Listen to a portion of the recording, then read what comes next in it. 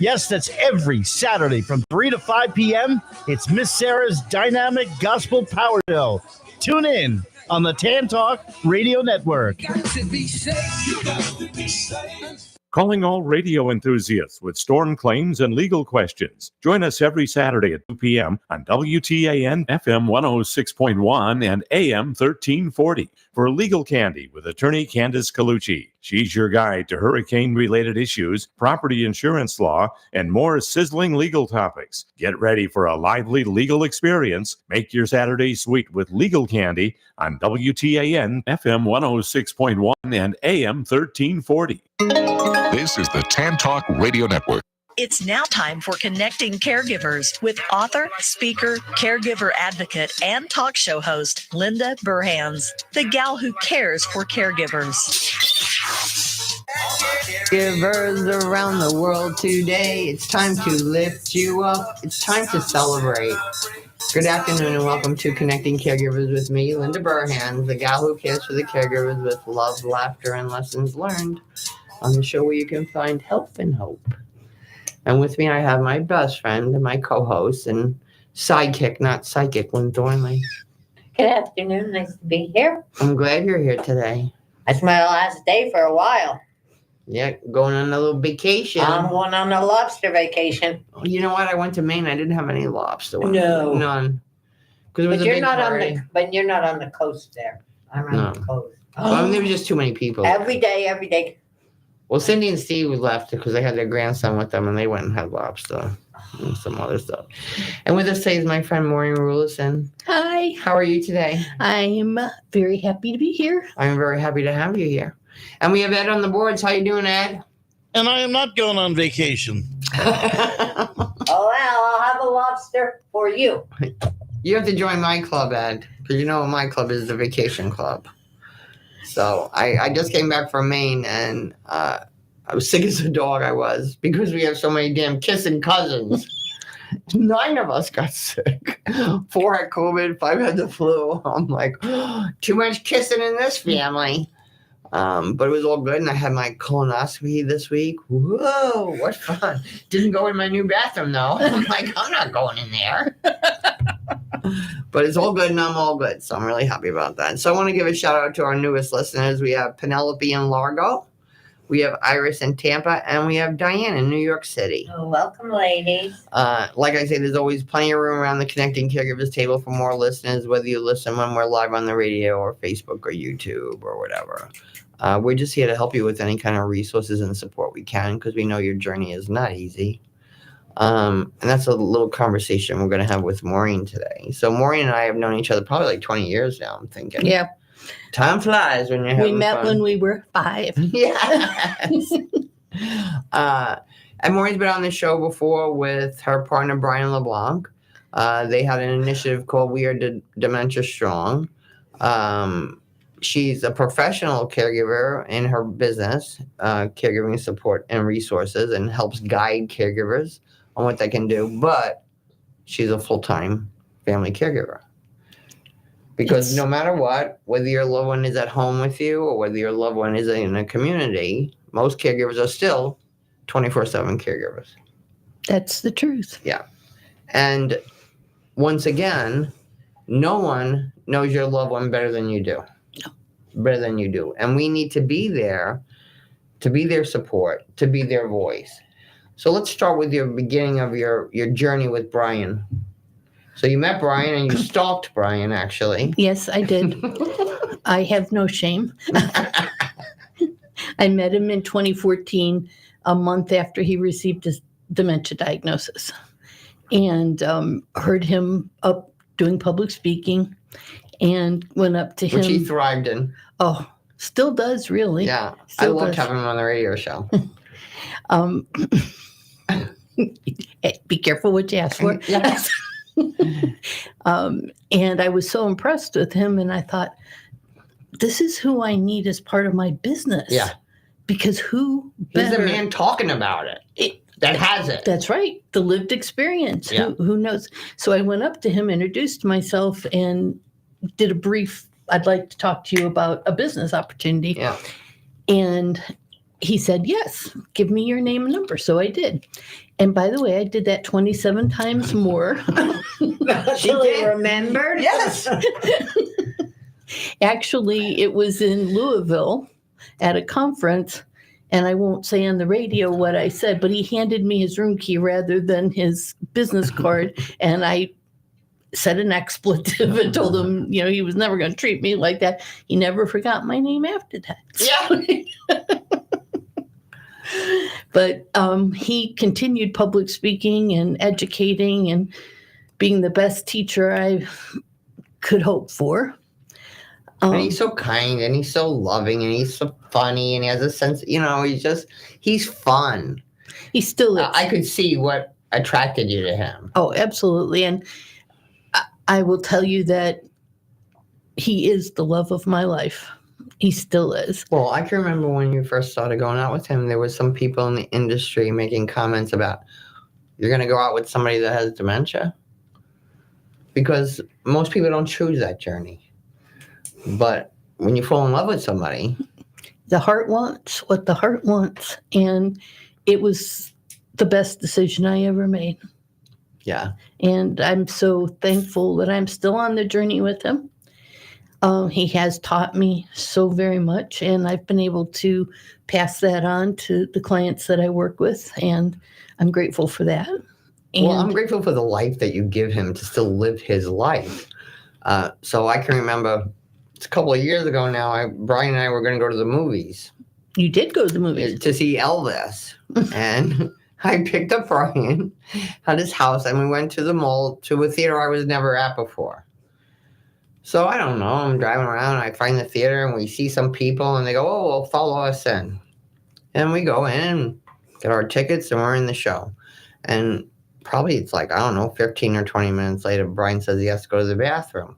And I'm like, oh, I didn't talk to Maureen about this. Does he go by himself? Or whatever. You get a little nervous and stuff. But the bathroom was right out the door of the theater we were in.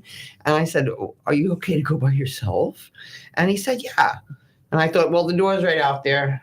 They handed you his key? I figured the door's just out there. Well, and it was great. He came back after a few minutes. Well, 3 times during the movie. So when the movie was over, he goes, I would like to do this again. I said, no more big gulps for you. Because I can't go through stress. Okay, so you know that people don't remember the consequences of their behaviors when they have dementia. But so then we leave the theater. I don't know where I'm parked. I'm in this big mall. I don't even know where the hell I am. And I say to him, I don't know where we are. And he goes to me, really good. The guy with Alzheimer's and you. And I was like, oh my God. And I found the security guard and he said to me, did you come in by the restaurants? And I said, yes, we did. And he said, okay, take the escalator down and walk out there. And as we're walking out of the back door of the mall, there was a store there and it was bacon something or other. Maple bacon. Yeah. And I said to him when we walked in, let's remember that place in case we get lost. What a team you guys were. It was a delightful day. I did get him home safe, so. I'm not going to the movies with you. But you know what? You have to find the joy in your journey. And you don't want to, when people are starting to have some issues or, they're failing in certain ways, don't desert them. No, but also don't support them in a way that makes them feel like babies. Yes. There's all kinds of ways you can support people without being obvious about it, without being rude about it. Yes. And I believe that the more you allow people to fail a little bit, but try it on their own a lot, the longer they'll remain having the capacity to do things. Yeah. Because, this is the story I hear all the time. Oh, mom's just sitting in the chair. She doesn't do nothing. You took everything away from her. You took everything away from her. Because if I make the fruit salad, I can do it in 10 minutes. It may take a half hour with her, but who am I serving? Just your own impatience. And that doesn't serve me either, though. No. Because in the end, it doesn't. Well, one of the times I was on your show before, I talked about how I had a epiphany, realizing I was causing more of the problems we were having in the whole getting the caregiving thing going than Brian ever was. It was my needing things to be the way I wanted them to be versus a compromise between what he needed and what I wanted. Yeah. I'll tell you, that's why I love support groups. I had a support group this morning, and a new person came in, and you could watch the light bulb going off. Like it was like, oh, good. That, because you need to also, as caregivers, surround yourself with other caregivers. Absolutely. And have those conversations, because nothing's changing here. We're living so much longer. So, all right, so you and Brian are together, and you were out speaking and doing different things. We've done a speaking engagement before. You were part of the conference, and then came We Are Dementia Strong. So let's talk about that a little bit. Well, still do have it. It's a 501c3, and I'll be perfectly honest with you guys in that the reason I started it, I already had my own company. I didn't need something else to do, was because COVID came along, and Brian needed an outlet, that joy, that sense of purpose. And this was how I could do it for him. I couldn't take him out in public. Right. And I couldn't get him speaking gigs. Right. But I could create them. And so we started We Are Dementia Strong, and he did podcasts, and he did his blog, and he, as a result of We Are Dementia Strong, he did get speaking we did get speaking engagements. But it was Brian they wanted. I was just there as the backup brain. Oh, it's very funny. I can remember one time you speaking somewhere, and you didn't tell the audience who had the dementia. And they said me. I love it.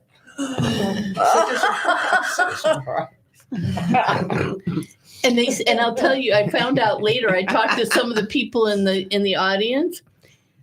One of the things they watched in me was when Brian was speaking, my whole attention was listening to him, so that when he needed me, I would be there, and I would have been listening, because I have a tendency to. Yeah, I get it. So I guess the look on my face very often was like, oh my God. That is the funniest thing. But it's so true, because I sometimes when I'm doing speaking engagements, we'll talk about, because what the biggest question, and I'll say, is anybody in the audience dealing with somebody with dementia? Everybody. Yeah. Does anybody think they have dementia? And half the audience raises their hands, and then I have to give a little explanation. No, you don't have dementia. You're aging, and your brain is aging. But it's really because we are having the conversations, which is the most important. Yes. That we're out there having the conversations. We're living so much longer. Things aren't going to change. Okay, so let's go on your journey with Brian. So We Are Dementia Strong. And then what happened? So one of the things we did do a lot of advocating for is early diagnosis. And you do have to, make that. How old was he when he was diagnosed? 54. Okay. This is his 10-year anniversary. So you have to make that decision. I was very blessed. Brian embraced his dementia, and he wanted to make sure that he was out there helping everybody as much best he could. There are people who are not comfortable with that diagnosis. There's people who don't want to know about it. The caregiving journey is going to be much, much different. Especially if your loved one's in denial. Yeah. But if you can get early diagnosis, it's not going to prevent you from having the disease. It's not going to prevent it from progressing. Right. At this time, we don't know what will come next, but it is going to let you prepare. Yeah. It's going to let you become knowledgeable about what to expect, so you don't speak English, so you don't become afraid when things start happening. Because it is scary. It's a scary journey. Your loved one is losing their capacity. There's nothing that you can do about it. And every day is a new story. How do I work it today? What do I do today? Where are they at today? I think the biggest thing that I give to caregivers is patience, because you have to have a lot of patience to do what you're doing. And yes, and you have to learn to step back. Yeah. I'm a huge proponent, as you all well know, of planning, but you can't with every day. Can't plan everything, no. You can have things prepared if. Yeah. And do we have a caller? Hello, Christine. How are you today? I am good. This is Christine Hamaker with Sages Theater, and I'm calling with a surprise for Maureen. Hi, Christine. How are you? I am good. How are you, dear? Very good. Thank you. Brian has Awesome. been cured. Is that the surprise? No, that's not the surprise, but I will tell you, we're very, very proud to let you know, Sages puts on the Golden Heart Awards every year, and one of our categories is for family care. And you have been nominated for the Golden Heart for Family Care as a caregiver who goes out of your way to ensure your loved one lives a life filled with love, purpose, and connectivity. Oh, thank you. Thank you to whoever nominated me, Linda Burhans. You will find out for sure on the day of the event. It's a secret. Oh, I'm sorry. Shh.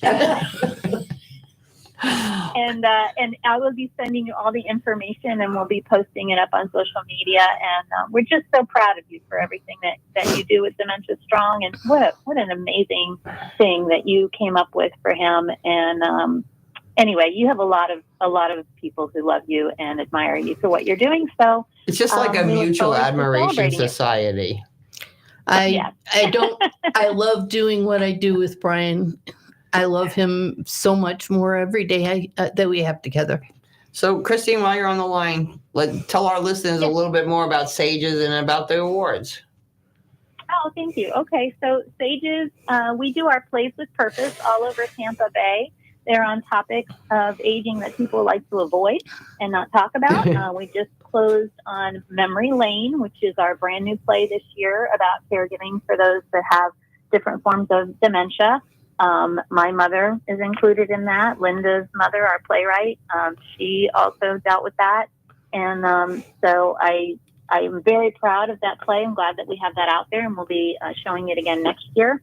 And right now we're in rehearsal for Denying Gravity, which will be performed 4 Saturdays from September 14th to October 5th. And you can see all those dates and event information on our website, sagestheater.org. And we are gearing up for this wonderful award ceremony where we recognize people in the community for different things they're doing with their golden heart. And so we're very excited. Linda Burhans has also been nominated. And we will be having fun with that event on August 20th at Peepaw's Garage and Craft Brewery. If anybody would like to attend, you can get tickets on our website. Thank you so much for Christine. Feeling a little left out here. Nothing for. There's still time. You're not even going to be in town. But anyway, yeah, I love Sages Theater. I love everything you do. They do shows that are free to the public, and people laugh as they get educated. You know, and they come with their girlfriend, and something like Denying Gravity, when we talk about falls, which, you know, is very important to me. You know, you'll see one woman tug the other woman next to it going like, maybe I should get rid of those throw rugs or whatever. Stop wearing my flip-flops. Yeah. Oh, no. So thank you so much for... Go ahead. You're welcome. I was just going to say, you know, the interesting thing is we had someone bring her dad to the show, and he had Alzheimer's. And because of visually watching the show and getting to know the character of Claire, he still remembers that he learned about fall prevention from Claire at That's that show. fabulous. And I think it's just wonderful. Yeah. That speaks volumes. Yes, yes. Thanks so much for calling in, Christine. I appreciate you. I guess we'll see you on the 20th. Absolutely. Bye-bye, ladies. Have a Bye-bye. delicious weekend. Good talk to you. Hello, Christine. We used to work together at Harmony. I remember. God, like a million years ago. And I remember we used to do those manner balance classes, and we were all into the, you know, and you've seen where she's come and what she's done with this theater and education. I saw her on Kelly Clarkson's show. Oh my show. God. I'm like, only you could do that, Hamaker. I know. I was so proud. Yeah. I was so proud and so happy for her. Yeah. And so happy to get this information out to people in another format that maybe they can relate to. But right now we need to hear from our wonderful partners because you know the deal. If you don't hear from them, you don't hear from me. So don't go away. We'll be right back on Connecting Caregivers Radio.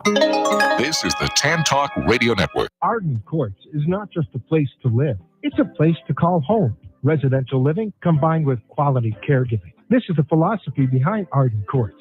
Communities created exclusively for individuals with Alzheimer's disease and related dementia who would benefit from a safe and structured environment.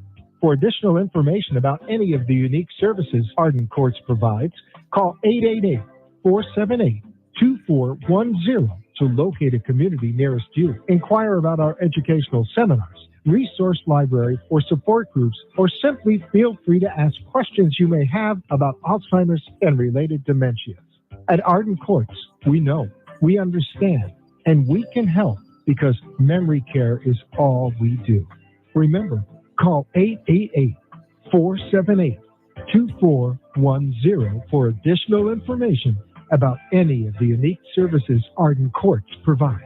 Sean W. Scott has been practicing elder law and qualifying clients for Medicaid for over 30 years. While his practice is in all areas of estate planning, such as durable power of attorney, healthcare surrogates, and wills, he also prides himself on having a 100% accuracy rate on getting clients approved for Medicaid. Why Medicaid, you may ask? Do you want to pay up to $16,000 a month for a nursing home should the time come? Obviously, no one wants to have to endure this cost. So even though you may have planned well for retirement, the reality is things happen. Planning ahead is never too soon. You need to make sure your income and assets are protected so that you can take care of you and your loved ones. Florida law is very specific on how and what is protected and how to protect it. Give Sean a call. He can help. 727-539-0181. That's 727-539-0181. My mom was getting older, but she was able to live pretty independently until recently. When her case manager told me she would be discharged from rehab in just a few days, I didn't know what to do. But I knew for sure that she couldn't go back living alone at home. So that's when I contacted Sunway's Senior Living Concierge. My Senior Living Concierge, Lisa, was there for me through the whole process and was a free service for us to compare in-home care options and how that cost would compare to assisted living. With Lisa's help, we found a great new home for Mom, and she is thriving. Take it from me, don't go through this journey alone. Hi, I'm Ellie Baldwin, co-founder and president of Sunway's Senior Living Concierge. We're a free placement and concierge service for families to help compare senior living communities and find the best place for you or a loved one. Call us today at 727-314-6451 or find us online at sunwayseniorliving.com. This is the Tan Talk Radio Network. And we are back. So glad to be back. So glad Christine called in. All right, so we're on the journey. We Are Dementia Strong. And where do we go from there? Well, so as time went on and, Brian became less able to do public speaking and relied more on me, I realized nobody wanted to hear me. They wanted to hear him. And I was wrong. People did want to hear me. Yeah. And people relate to you. Yeah, so I just didn't find myself quite as interesting. And maybe I'm not as interesting as Brian, but You're funny, isn't it? well, Brian's funny too. Yeah, but no, you're the funniest. So I've kept it going because if I ever have an opportunity to get a grant to do certain things for people living with dementia and their care partners, I want to have a method by which I could accept it and do that. Oh. So I have kept it going, even though we're not actively doing anything anymore. We also used to do a lot of stuff on social media, and people they miss it. They miss seeing Brian, but I also made my own decision. And, truthfully, it's more about Brian and I now than everybody else. Social media, right. I wanted Brian to be remembered as Brian. So I'll post things. I'm sure you've seen when something wonderful happens for him or with him or because of him, I'm all about putting it on social media, but I'm not. He's still teaching people where he is. And you're teaching people what to do with people like that.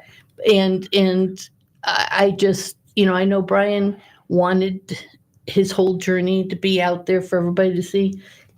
guess what? I have to make all the other tough decisions. I'll make this tough decision how I think is right. Right. So, and it's it's really hard. The anticipatory grief is already there. Yeah. And, to have people. What you lost already. But to have people saying, you're not doing what Brian wanted you to do. He'd want you to put things on social media all the time. I don't think so. And I'm like, it's hard on me. Yeah. So. And people want to see good news. People don't want to see bad news. And Brian still is good news. His words are about half the time, they're not real words anymore.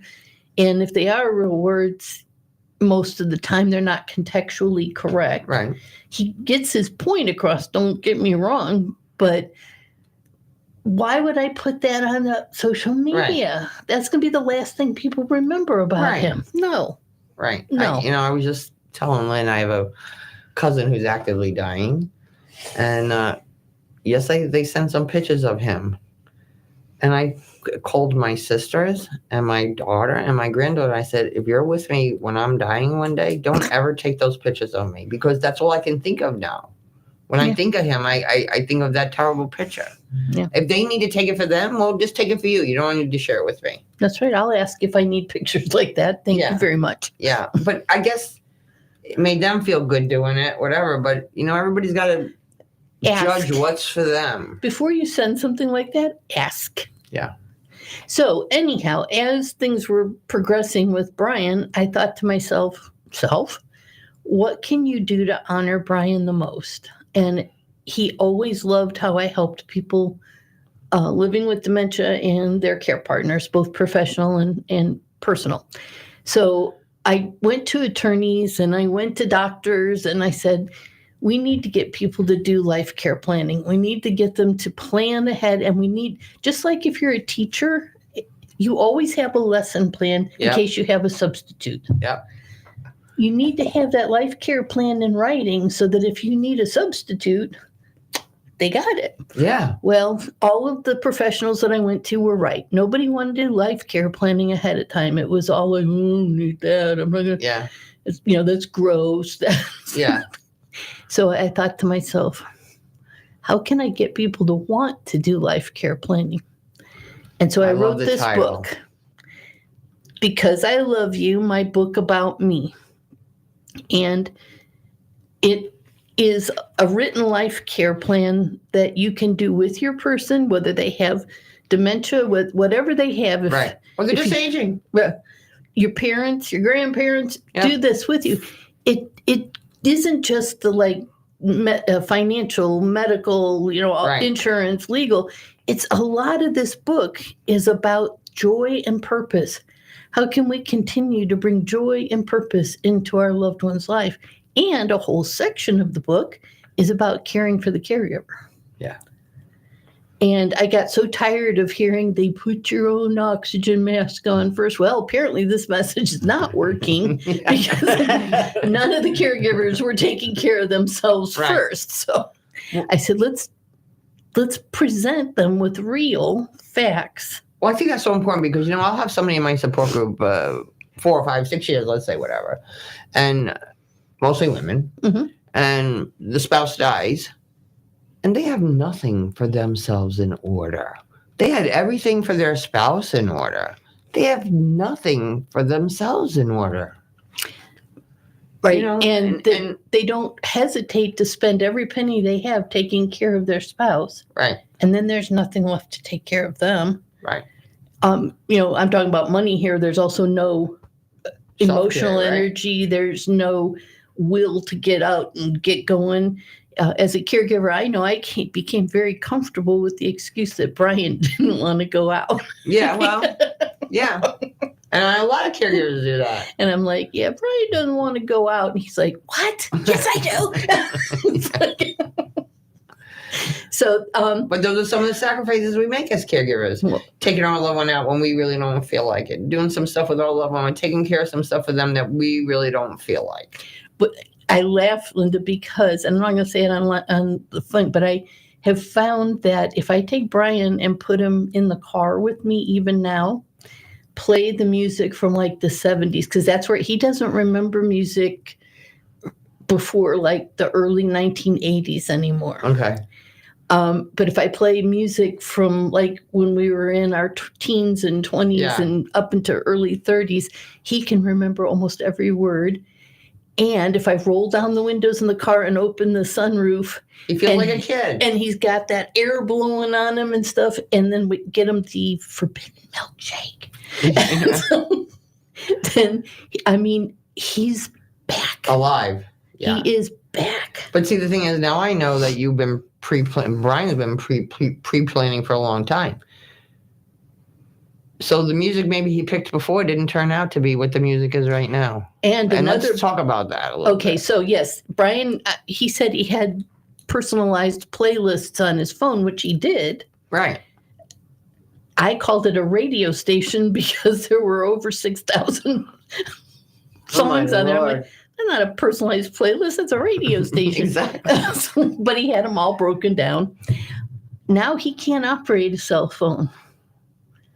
And I transferred all of his music onto my phone and brought Alexa over to him so that, for a while he could just say, play Lionel Richie or Alexa, Lionel Richie. He can't do that anymore. So a lot of the time that we spend together, I play music. Now that he is in a wonderful assisted living versus a nursing home memory care, the people who work there will put their cell phones on and leave it with him to listen to. How kind. Oh, they are so kind. They are so, so kind. And we're talking about family caregivers here, but we're talking about those professional caregivers, those CNAs that are with your loved one every day. We need to appreciate them because they're not only they're taking care of your loved one every day, then they're going home and taking care of their own families. Yep. And they don't make a lot of money doing a really, really hard job. Yeah. I try so hard to make sure that, the days that Brian's supposed to get a shower, they know I'm coming and that I'll do the shower. They don't have to do it. They have a wash machine and dryer there. So I can usually do his load of clothes while I'm there visiting him. I try to remember that as much as I don't want to do more laundry and stuff, me giving Brian a shower, number one, helps him. And he doesn't have to have a stranger. Right. All I have to do is say to Brian, hey, babe, you want to go take a shower? He's like, yay. My husband was the complete opposite. Well, you should have showered more with him before. I'm a bather. We would have needed rubber duckies for our tub. But somebody would come in and he was in there. Hey, whatever works. Whatever works. And I just know that works for Brian. Yeah. But unfortunately, there's a man that's Brian's age there. And they were in the nursing home memory care together. And now they've moved over to the assisted living one together. And they're very close. They take care of each other. But this gentleman doesn't have someone there every day like Brian does. And when I'm there, it irritates the other guy. So I've tried to bring him into it. If I bring Brian something up, well, now Brian doesn't like that. I'm like, I just can't win for losing. No. So anyhow, the other thing is that this book I have turned into a masterclass. Let's talk about that. I just like the word masterclass. Well, certainly we all know I didn't make it up. I want to be a master. Makes you feel smart. Yeah. I thought to myself about how boring it would be to try to sit here and figure this all out. So I've created a masterclass, and it can be the care partner, the family member that does this, or they can do it together. There are some places I'll be doing it live. The Hale Center in Dunedin, the Aging Well Center in Clearwater. Some others, I don't want to go all down there. Wherever they'll take us. That's right. I pack up my bag and I'll just go. It's on wheels. But I'm also going to do it online. And I'm going to bring professionals in to talk about the things that are not in my lane. Right. And just record it one time so that people can do it at their pace. That's fabulous. And can listen over and over again if they want to. and can fill out this book. And then there's also information on my website, how you can get hold of me if you need help. Yeah, and that's what's like so good about the conference. So all the conferences that I do are recorded. And I don't expect anybody to sit there for 3 days. I can barely do it, and I'm running it. But they can go back later. And that's one good thing that we have with the internet and everything, Yes. recording and those possibilities.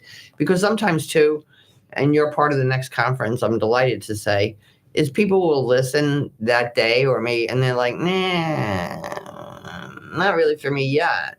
But then they may think about it a couple days later, or they may think, you know what, I don't know how to explain this to my sister, but my sister needs to hear this, or my whoever. So I think that's very exciting. Well, I'm trying my best to get it out there and make it a tool that not only is available, but also is a little bit fun to do. Yeah. Gives you a sense of accomplishment, but it also gives you that lesson plan book. Because, yes, like you said before, nobody can take care of our loved one like we can, but somebody needs to be able to. Right. And so I think I go into how to build a care partner team in here. And one of the things I stress is do not set up your loved ones, your family, your friends, whoever's going to help for failure. Right. Set them up for success. You'll have a whole lot more people willing to spend the time to help. If they know how to do it. Not and then only they that, have but some kind of direction. If it's something that's in their area of strength. Right. You know, I am not a person who enjoys cleaning other people. Right. I'll do Brian that's no problem, but exactly. I don't want to go through the whole 10 people in his neighborhood. Right. But some other people that doesn't bother. Right. So we need to interview people and they find out what are their strengths, what are they willing to do. Caringbridge.com. Have you ever used that? Wonderful way to set that up and communicate all of this. And I think, and we've had this conversation before, sometimes your care team changes. Mm-hmm. And some people might be thinking, I got it all set. But maybe your sister, your cousin, or whoever it was that was supposed to help you, or that was your POA or whatever, is not able to anymore. So think about that, because you may feel I had everything set up 5 years ago, and now it's not the same, because everybody's life changes in a minute. We don't know what's going to happen. I'm now going down to the baby place at All Children's and interviewing newborns for my power of attorney. Exactly. Well, I don't think I'll have to worry about it. I'm just like, will you be my power of attorney for me? But, these are all the conversations we need to have. We plan for our vacation. Let's plan for our future. It'll make it easier for you. It makes it easier for your loved ones, too. Because, like, my kids know some stuff about me, but not everything. Which brings up trauma-informed care. It is something that you need to address in this care planning. Explain that. So I would say you'd be hard-pressed to find somebody let's say in the United States, who didn't have some kind of trauma in their life. Child abuse. Car accident, sexual, all this kind of stuff. And that's going to impact caregiving hugely, especially with professionals. If you don't talk about it beforehand, it's going to hit you like in the face. Huge. Yeah. And just conversations with your family, conversations maybe with your mom. If you have some differences with your mom and she's still cognizant, let's have that conversation now so that later on somebody's not angry about this. A woman called me a while ago and she said to me, my mom was the perfect mother until I was 10 years old. And then my mother got into a car accident, got addicted to opiates. And she said she was the worst mother in the world. She used to bring men home, drugs, blah, blah, blah. She said, fast forward 25 years later, she has Alzheimer's and I have to take care of her. She's mad, I'm mad. She's mad I left. And to make a long story short, nothing was working, and one morning I prayed and I called her up and I said, tell me about a really good time with your mom. Something was really good with your mom. And she said, when I used to come home from school, my mother used to brush my hair, and she still has long hair. So I said, do you think you could go to your mom and say, Mom, nobody ever brushed my hair the way you do? And she goes, you are pushing it, Linda. But now every afternoon at 4:00, her mother brushes her hair. She goes, I get to be the kid. She gets to be the mom. And we're trying to forget about the other stuff. My mother would give me a pixie cut so she didn't have to comb My it. bangs would be Oh, up. yeah, Yes. things like that. Yeah. Yeah. In fact, my granddaughter saw a baby picture of me the other day, like when I was like 3 or 4, and she goes, Oh, yeah, those bangs. yeah, she goes, Grandma. I'm like, what was that? No, we got pixie cuts until we were in high school and could say no more. Yeah. And the other thing is remember, caregivers, your family, especially your children, are watching how you're taking care of people you're caring for. You're training and teaching your potential future caregivers. And we need to have conversations with our youth. So, when my grandson would come over the house, I'd say to his friends, take out your phone, subscribe to my YouTube channel. I go watch some of those videos because you guys are going to be taking care of me one day. And they're like, oh. But then when, a couple weeks later, I met his one friend in the supermarket, Josh, and he said to me, I thought that was kind of a joke, Grandma. But I looked at your station and I showed it to my grandpa and it's helping him with my grandma. Oh. Okay, that's what we want to do. And I want Josh to have that conversation with Grandma and Grandpa. Because this is what our life is today. We're living so much longer. We don't have an answer to these problems, but we need to have the conversation about it. Well, we need to stop looking at the need for care as something that should be stigmatized and shameful. Right. Just part of life. It's part of life that used to be a very big part of our life as little as 100 years ago. Yeah. So. And we took Mom and we took her home and we took care of her. And maybe we didn't know everything that we know now. Maybe there was a better way, but that's what we did. We took care of our family. Mm-hmm. It's not like that today. Families have, every time I'm in the support group, and I'll ask a new person this morning, and I said, do you have children? Oh, yeah, one lives in Indianapolis, and one lives here, and they got their family, and they got that stuff, which I understand, because we all do have our families. But I also want everybody that listens today that has a mother or a father or grandmother or grandfather is to pay more attention.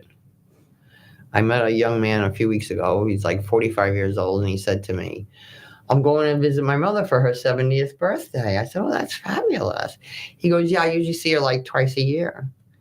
He goes, then I started thinking about it. He said, nobody in my family has lived past 75 years old. So if I keep on this track, I'm going to see my mother 10 times before I die. Ooh, something to think about. Because it's, the story. I'll see you in the fall. I'll see you next summer. And it doesn't happen. I want my family and my friends to spend a lot of time, because I just love them all. But I want them to know who I am and what I want. Yep. They may not agree with it, but I don't want to be like rolling over my grave that they did something I really didn't want. And I don't think they want that either. No, nobody does. And again, the caregiving journey is so much easier when it's informed. Yeah. You still have to make decisions that are ungodly. Well, and too, I was flipping through the book before, and so there's one page there about your medications and everything. When my husband was dying, the ambulance came to take him, and they said, what is he allergic to? And I told them what my mother was allergic to. Me. The caregiver advocate.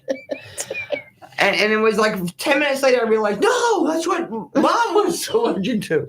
This is what, but if I had it all written down, and I didn't have it all written down. The doctor asked me what prescriptions I was taking, which always, you're my doctor. Why are you asking me? But anyway, she did.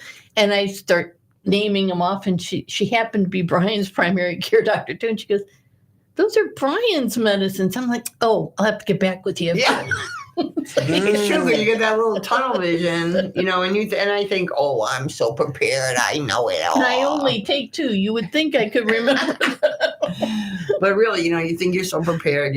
But lots of times we're going to come down to some time of it's trauma. It's a trauma time. And so the more we can have to make that journey a little bit easier, it's up to us. Nobody can do it for us. But right now, it's time to hear from our wonderful partners, so don't go away. We'll be right back on Connecting Caregivers Radio.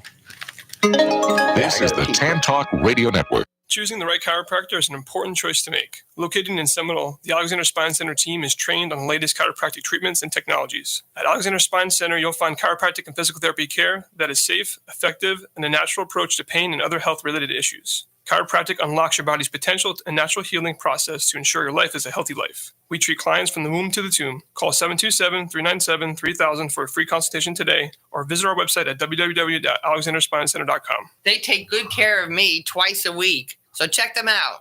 Arden Courts is not just a place to live. It's a place to call home. Residential living combined with quality caregiving. This is the philosophy behind Arden Courts. Communities created exclusively for individuals with Alzheimer's disease and related dementia who would benefit from a safe and structured environment.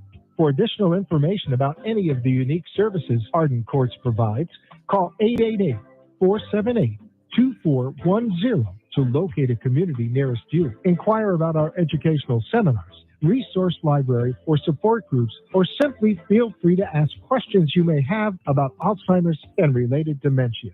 At Arden Courts, we know, we understand, and we can help because memory care is all we do.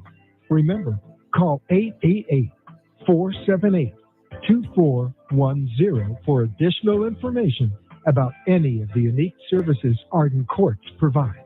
We believe the power of the human body and mind can do amazing things, and that tapping into that power, not just tricking it with a temporary disguise, is possible. Superpatch technology uses a special pattern and vibrotactile technology to help you go from feeling blah to hurrah. Now, once the Superpatch is in contact with your skin, it triggers a neutral response in the brainstem that helps you tackle your daily problems head on. Whether you're struggling with pain, balance, stress, or focus, we have a solution that might be right for you. With Superpatch's 30-day money-back guarantee, you have nothing to lose and everything to gain. Hi, this is Linda Burhans, the gal who cares for the caregivers. I started using the Liberty Patch over 3 years ago. I used to be a tripper, but since wearing a Liberty Patch, I haven't tripped once. The Liberty Patch is proven to reduce the risk of falling by up to 8 times. And as we all know, if you prevent the fall, you prevent the call. Don't wait until it's too late. Preventative solutions are the answer. Superpatch does not claim to diagnose, treat, or cure illness. Superpatch is FDA registered. To receive 25% off your first order, go to sticktoit.info. That's sticktoit.info and learn more. This is the Tan Talk Radio Network. Yeah, and like I always say, if you can prevent the fall, because the fall can be the end. I know you're sick of hearing that from me, but 10 days ago, my aunt fell. 3 days later, she died. Because when you're older and sometimes it's just something, they can't help you anymore after that fall. So please think about that. So Maureen, 2 things. Where can they find the book? Where can they find you? That's 2 things. 3 things. What's the last thing you want our caregivers to hear today? They can find the book on Amazon, and you can either use my name, Maureen Rulison, or Because I Love You, my book about me. Or you can go to caregiversupportandresources.com, find me, find the book, and a free magazine about have you just received a dementia diagnosis. Last thing I want to say is thank you. Thank you, Linda. Thank you, Lynn. What you do for our community and really for the whole United States is beyond special. Like I said, it's a mutual admiration society. Well, we are blessed to have the professionals that we have. Yes, we are. In our backyard who want to make a difference, who want to help each other. It's so huge. I lots of times I go to other states and I speak and it's not the same. We're very blessed. Also, if you want to hire Maureen to come in and do a presentation, do a workshop or anything, I'll put all the information in the show. You'll be able to find all that information, but please continue your education. Yes, please. It's the most important thing. So on that, we have some events coming up. So Attorney Sean Scott will be at the Preserve in Clearwater on August 15th at 3 o'clock. Is it even legal? And you know how I feel about Sean. He can help you with a ton of stuff. Then we have on August 22nd, Dr. Kate McCarty, who I love to death. And I learned something about every single time I learned something for her. It's intimacy, drugs, and dementia. So it used to be sex, drugs, and rock and roll. Rock and roll still rings a bell, but the sex and love have gone a bit deaf. So if you're interested in that, it is August 22nd from 10 to 11:30 at Arden Courts in Seminole. You can RSVP at 517-7800.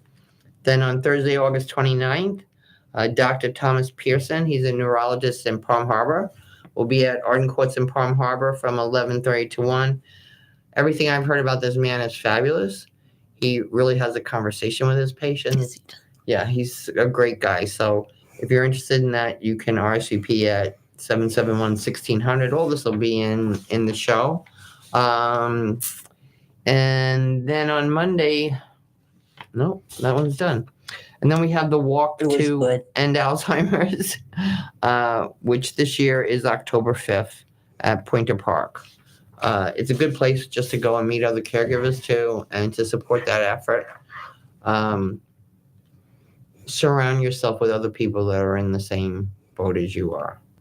You will find education, you will find friendship, you will find relief. I can't tell you the relationships that have been built in my support groups and my journaling workshops and things like that. People meet people and they just want to connect and they want someone that understands them. And, you know, you're going to find things in a support group you won't find anywhere else. So it doesn't have to be my support group. If you go to my website and look on my events calendar, there's other people's support groups there. I'm not the only girl in town. The best. Please just get to one, because I think it will really make a big difference. You know how much I appreciate you.